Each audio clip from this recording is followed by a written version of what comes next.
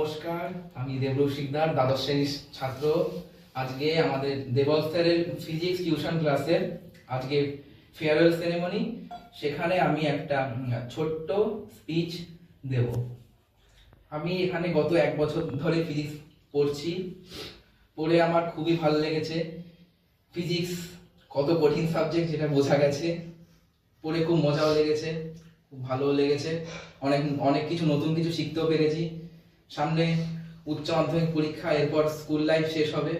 আমাদের সব এইসব কথাগুলো আবার যখন 5-6 বছর পর সব মনে পড়বে আমাদের সবারই। তারপর স্যারের সঙ্গে ক্লাস 11-এ আলাপ হয়েছিল কল্যাণী পাবলিক স্কুলে।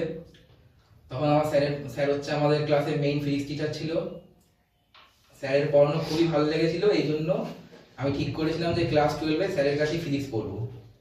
সেই মতোই আমি ক্লাস 12-এ এখানে ফিজিক্স পড়া শুরু করেছি।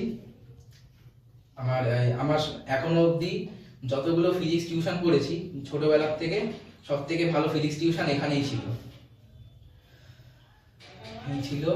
তারপরে অনেক ফিজিক্সে আমি খুব একটা ভালো না, তাও চেষ্টা করব যাতে উচ্চ মাধ্যমিকে একটু ভালো মার্কস পেয়ে স্যারের নামটা উজ্জ্বল করা। আমি চাই না স্যারের নাম ডোবাতে, আমার নিজের নামও ডোবাতে। আমি চাই ফিজিক্সে খুব ভালো নম্বর আসুক, এটাই ইচ্ছা। সবই যেন ভালো হয়। Thank you Debu.